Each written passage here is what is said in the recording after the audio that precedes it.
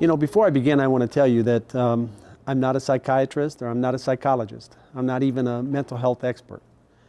I'm not here to discuss why our veterans act the way they do or say the things they say. This isn't about our veterans, this is about war. But let me tell you what I am. I'm a combat veteran.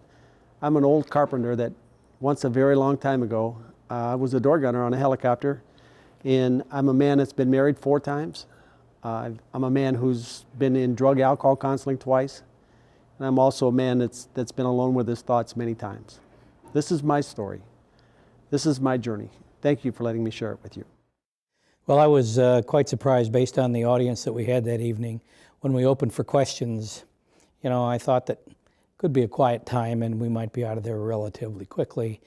And one question led to another question, and you could see that there was a real outpouring of emotion from people, some for many years, some recent, you know, as the people talking about their children and things like that. So as that rolled and people really let out things that were deep inside, I was very moved and pleased that Jim was able to generate such emotion on a topic that people understood at the surface, but when they came and sat down, they probably learned a whole lot more they weren't anticipating. You know, my main goal when I do a post-traumatic stress seminar or presentation like this is not to reach out to the veterans, but to reach out to the families and that might have a veteran deployed, or a loved one who might be struggling with a veteran who's come back. And we'll address the issues of what war does, but we'll also give them avenues. There'll always be informative packages. Vet Center will be here tonight. There's always a ways to manage post-traumatic stress. I don't think it's curable, but I think that it's very manageable. And recognition is the key. So the more knowledge we put out, every time we do a workshop, if we change the lives of 1 or 2 people, it's very worth it.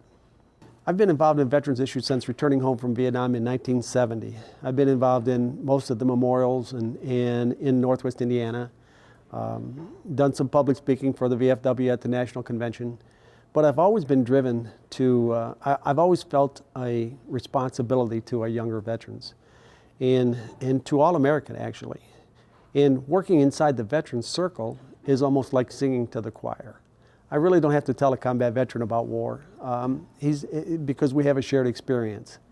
So I took on the mission to try to educate our youth, because I think our youth are the decision makers of tomorrow. If I'm lucky enough to put this presentation on at a university, I want the students, after they're done, to realize the true cost of war.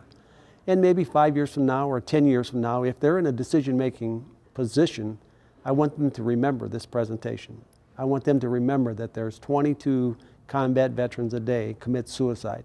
22 people that risk their life for our freedom commit suicide every day. And I want them to understand when someone says, let's put boots on the ground in Syria or North Korea, I want them to know what that really means. So that's my mission. I think it's extremely important. Some of the work I've done with our National Guardsmen, when we said we want to honor your unit, they said, no. Bring the veterans with. We all get honored at one time. I was deeply moved by that statement from outside that evening.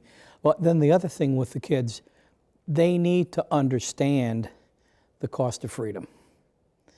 And as the statement goes, freedom is not free. They need to understand that. And they may be in a classroom, whether it's high school, college, working on a career, and they're sitting in that environment because somebody was willing to put a 130-pound pack on and go protect them.